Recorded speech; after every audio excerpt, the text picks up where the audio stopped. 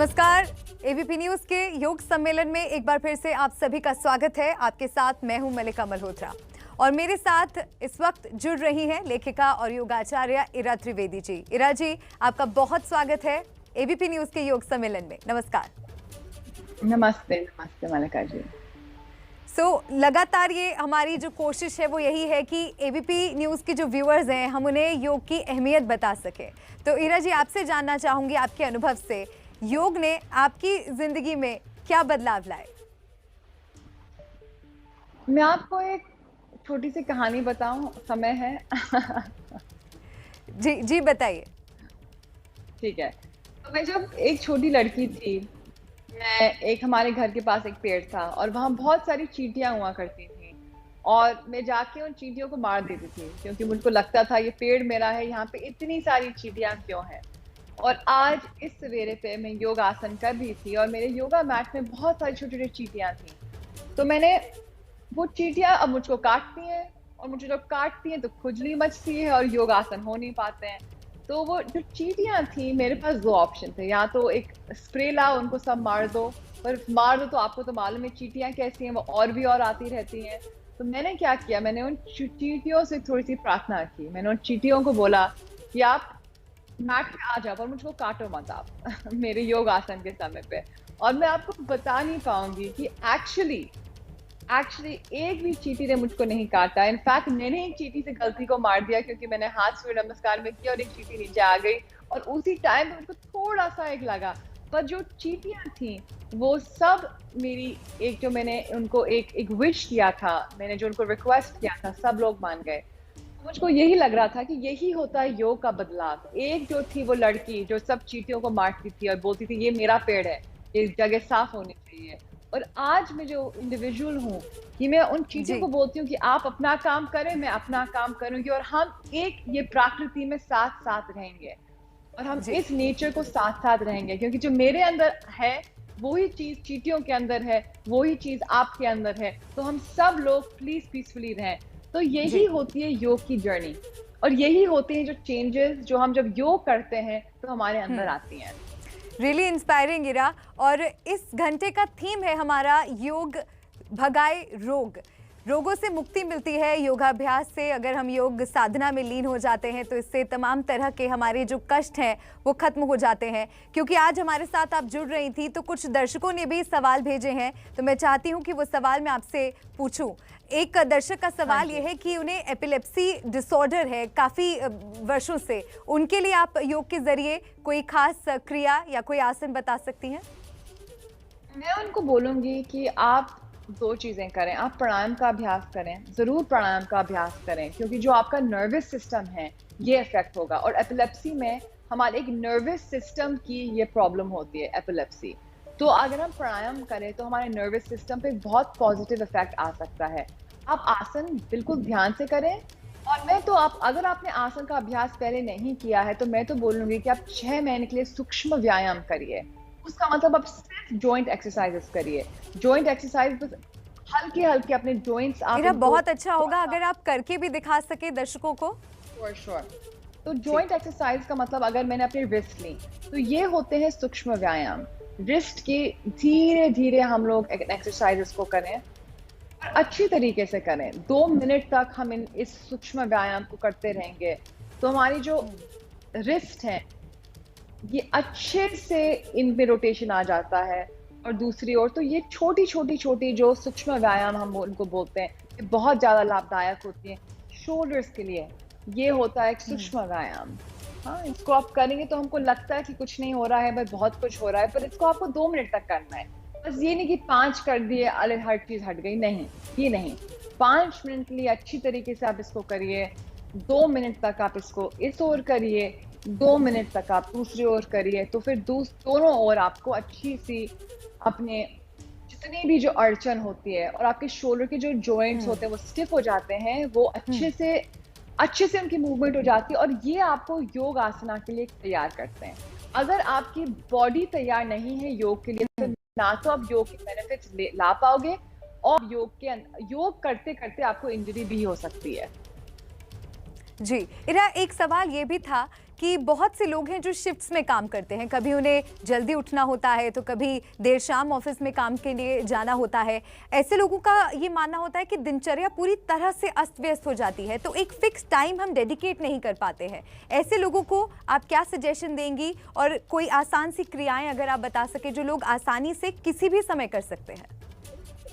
तो मैं आपको ये बोलूँगी कि आप अगर आपके उटपटांग टाइम हो रहे हैं, तो आप कहीं न कहीं आपको 20 मिनट निकाल के करना है योग, ठीक है? कहीं न कहीं। और आपको या तो सुबह या तो शाम, बस यही ध्यान रखना है कि खाने के करीब 2 या 3 घंटे बाद, तो हल्के पेट में आप योग करें। अगर आप एक भरे हुए पेट में योग करेंगे, तो आप उसके इतने बेनिफिट्स नहीं आएँगे। तो मैं आपको एक कुछ सिंपल सी क्रिया बताती हूँ, जो बहुत अच्छी होती है आपके शोल्डर और नेक के लिए। क्योंकि बहुत सारे लोगों की ये कंप्लेंट होती है कि हमारे नेक और शोल्डर्स पे बहुत ज़्यादा पेन आ रहा है। हमें ऐसे सिंपल है कि आप बैठे-बैठे मेरे साथ भी अभी कर सकते हो, आप अगर कुर्सी में बैठे हो तो यहाँ भी कर सकते हो। तो बस अपनी रीढ़ की हड्डी को सीधा करें, आपके हाथ को आप बस ऊपर ले जाएँ और अपने हाथ को अच्छे से ऐसे मिलाएँ, हाँ, अच्छी तरीके से, और अपने हाथ को ऊपर ले जाएँ। और अपने शोल्डर्स को ऊपर करें, बिल्कुल पूरे शोल्डर्स को अच्छे से कान के पास ले जाएँ। और अपने जो एल्बोज हैं, इनको बिल्कुल अच्छे से स्ट्रेट कर दें, अच्छे से ऊपर खींचें। तो आपके आर्मपिट भी खुल रही हैं, आपके शोल्डर्स भी खुल रहे हैं। ऊपर खींचिए और गहरे सांस के बाद आप अपने सिर को नीचे इसको कर दीजिए। आपके गर्दन पे भी अच्छा ट्रैक्शन हो रहा है, गर्दन पे भी रिलीफ मिलेगा आपको। और ऊपर की ओर देखिए और अपने रिस्ट को है, अपनी जो पाम है, वो आप अपने सीलिंग की ओर अच्छे से ले जाएं। यहाँ पे गहरी लंबी सांस और फिर वापस और बस नीचे। तो ये एक हो गया। मैं आपको दूसरा दिखाऊंगी, फिर से बहुत इजी है। अपने हाथ को ले जाइए और अच्छे से ट्विस्ट करिए।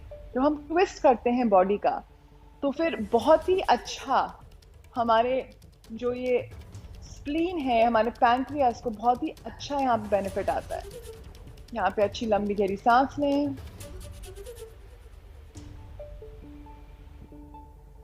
वापस, और इसी ओर हाथ को फैलाएं, गहरे सांस लेते हुए लेफ्ट की ओर जाएं और पीछे अच्छे से देखिए, आप मुड़ के देखिए, लंबी गहरी सांस,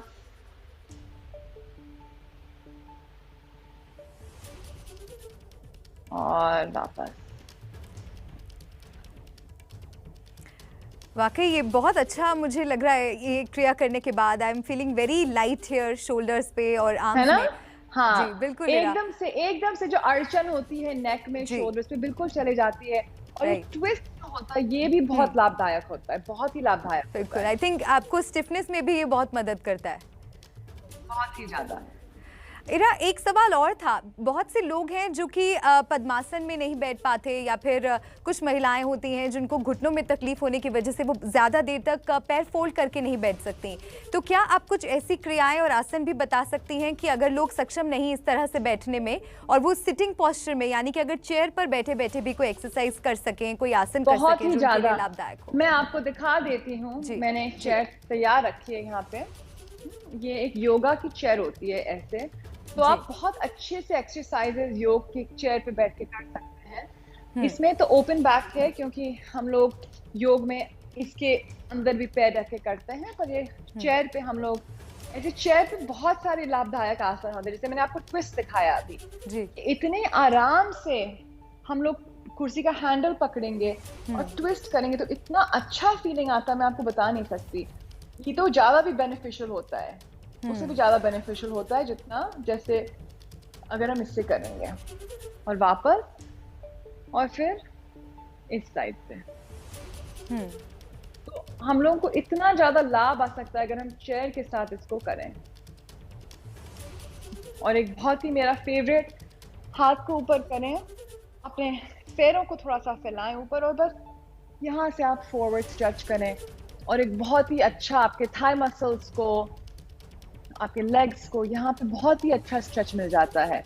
तो जो लंबे समय तरीके से चेयर पे बैठे रहे हैं, उनके लिए ये बहुत ज़्यादा अच्छा लाभदायक ये वाला जेंटल सा आसन है। बिल्कुल इरा, और देखिए योग के फायदे सिर्फ शारीरिक नहीं है बल्कि मानसिक भी हैं, ये भी हम समझते हैं। और आजकल मानसिक रोगों से भी लोग बहुत ज़्यादा ग्रस्त हैं, पीड़ित हैं।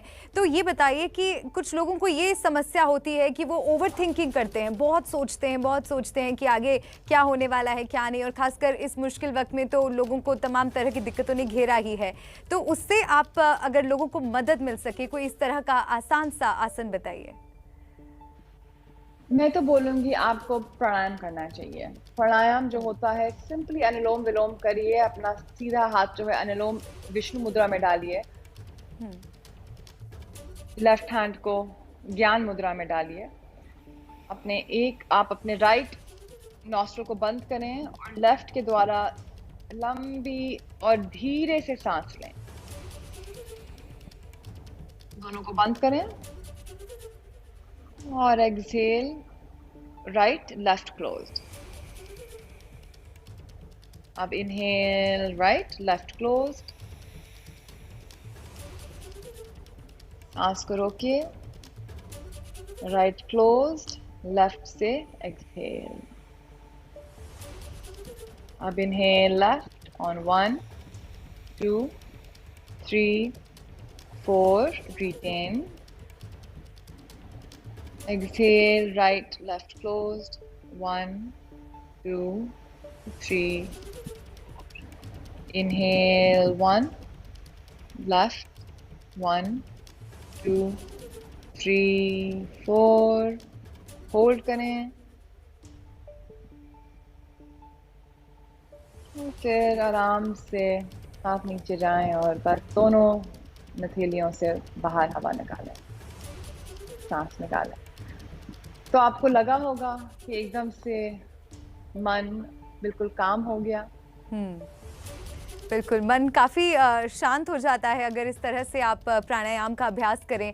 इरा, एक सवाल मेरा स्टूडेंट्स के लिए भी है। आजकल जैसे हमने देखा कि स्टूडेंट्स के मन में भी एक असमंजस की स्थिति बनी हुई थी, एग्ज़ाम्स होंगे नहीं होंगे, आगे भविष्य का क्या होगा। स्टूडेंट्स के लिए या जो एडल्ट्स नहीं हैं, बच्चों के लिए भी क्या कोई आसान सी आप क्रियाएं बता सकती हैं जो माँ बाप उन्हें करने में मदद कर सकें? तो मैं आपको बस सबसे सिंपल बताऊंगी, उसका नाम होता है कॉन्शियस ब्रीदिंग। कॉन्शियस ब्रीदिंग का मतलब कि आप बस आराम से बैठे बैठे अपनी सांस को अंदर लें काउंट के साथ। जैसे हमने अभी 2 के साथ किया, दोनों नथेलियों के साथ हम लोग अंदर लेंगे। बस अंदर सांस लिए, धीरे से हम सांस लें, होल्ड करें और आराम से सांस जितने भी धीरे हम कर सकते हैं इसको बाहर निकालें। जितना भी आप एक्सटेंड कर सकते हैं इसको एक्सटेंड करें। कि आप ये सोचें कि जितना लंबा हम सांस निकालें उतना ज़्यादा लाभदायक।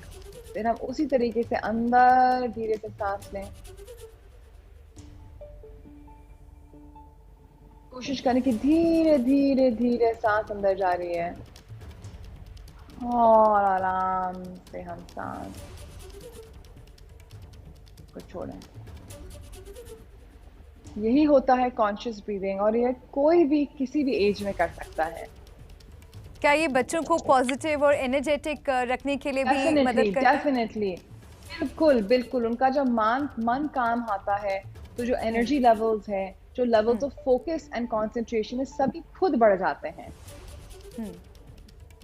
और साथ में इरा, मैं आपसे एक और सवाल जानना चाहती हूँ। बहुत लोग ये भी शिकायत कर रहे हैं जो पॉजिटिव हुए, जो संक्रमित हुए लेकिन अब स्वस्थ हैं, कि ठीक होने के बाद वो ये महसूस कर रहे हैं कि उनके स्टैमिना में बहुत कमी आई है। कुछ दूर चल रहे हैं तो थक जा रहे हैं, अगर स्टेयर्स चढ़ते हैं तो लोग थक जाते हैं। तो इसमें आप बताइए कि योग के ज़रिए कैसे मदद मिल सकती है? बहुत ज़्यादा, क्योंकि योग जो है आपके रेस्पिरेटरी सिस्टम पे काम कर रहा है, आपके लंग्स पे काम कर रहा है, आपके ऑर्गन्स पे काम कर रहा है। तो यहाँ पे 360 डिग्री का इफेक्ट आ रहा है। अगर आप बस वॉकिंग करेंगे या रनिंग करेंगे, इतना अच्छा इफेक्ट नहीं आएगा जो हम योग के द्वारा हमको इफेक्ट मिलेगा। तो डेफिनेटली आप योग का अभ्यास करें। सिंपल आसन भी आप कर सकते हैं और बहुत ज़्यादा लाभ होगा आपको। कोई आप एक आसन हमें करके दिखा सकती हैं जिससे स्टैमिना हमारा बढ़ सके? मैं आपको सबसे बताऊं सिंपल क्या है स्टैमिना इंक्रीज करने के लिए, आपका ब्रेथ रिटेंशन। आप बस अपनी सांस को रिटेन करें। जैसे अभी हमने किया था, बस एक लंबी समय के आप सांस लेके रुक, पहले आप देखेंगे कि आप बस 20 सेकंड के लिए अपना ब्रेथ रिटेंशन कर सकेंगे, फिर आप 30 सेकंड के लिए करेंगे, फिर 40 सेकंड्स के लिए करेंगे, और धीरे धीरे आप इसको 1 मिनट और 1 मिनट के ऊपर भी लाएं। यही टेक्निक जो होती है एथलीट यूज करते हैं, जो प्रोफेशनल एथलीट यूज करते हैं अपने लंग्स स्ट्रेंथनिंग के लिए, और यही प्राणायाम ने हमको दिया हुआ है। तो सिंपल बाय ब्रेथ रिटेंशन आप अपना स्टैमिना इंक्रीज कर सकते हैं, अपनी लंग्स की कैपेसिटी इंक्रीज कर सकते हैं। और ये ध्यान रखें कि ब्रेथ रिटेंशन हमको ऐसे नहीं करना, कुछ छाती खोल के करना है, तो हमारे लंग्स अच्छे से एक्सपैंडेड रहें। तो ये बहुत जरूरी है।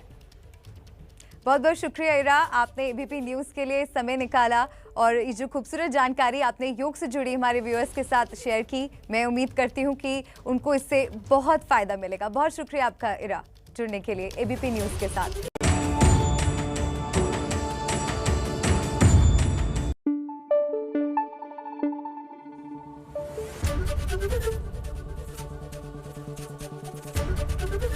एबीपी न्यूज आपको रखे आगे।